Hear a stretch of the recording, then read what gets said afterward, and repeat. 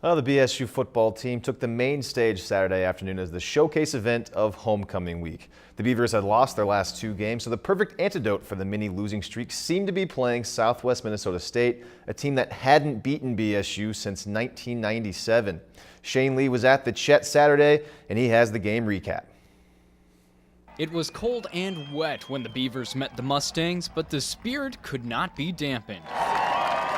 On the opening drive, Bemidji's Alex Haas bootlegs right and can smell the end zone. He takes off and gets crushed, but crosses the goal line, 6-0 Beavers. On their next possession, Haas fakes right, then jump passes left for Avery Walker. He goes up the sideline, and then he's off to the races. With only one man to beat, Walker gets away and goes 67 yards. Beavers lead 13-0. Late first quarter, the Mustangs' Charlie Kern throws right to Connor Quinn. That's a pick six. Beavers lead 20-7. In the second half, momentum swings toward Southwest Minnesota. Alex Haas throws an interception to McCoy Rodning. Mustangs lead 30-26. Haas would fumble 2 plays later, setting up a 26-yard touchdown connection from Kern to Anthony Dean, 37-26 Mustangs. 9 minutes left in regulation. Haas dunks it over the middle to Brent Konzioka with room to run to pay dirt. Beavers trail 37-32. Down to 6 minutes remaining, Avery Walker makes a beautiful cutback and he sees nothing but green ahead of him.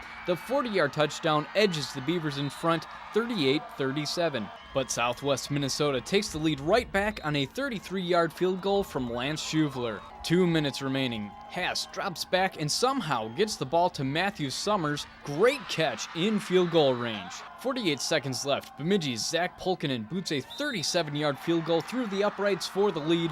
Bemidji holds on to win their homecoming game by a final score of 41-40. That, of course, means it's time to jump in Lake Bemidji and celebrate before the post-game interviews. All the alumni here ready to go for the big win, jump in the lake, and the way it ended, couldn't went any better. It came down to a kick. Coach told me it probably would, and it just got mentally focused for that. Did a bunch of reps in my net, my kicking net over there, and just came with the boys and said, hey, this is going in, and it did.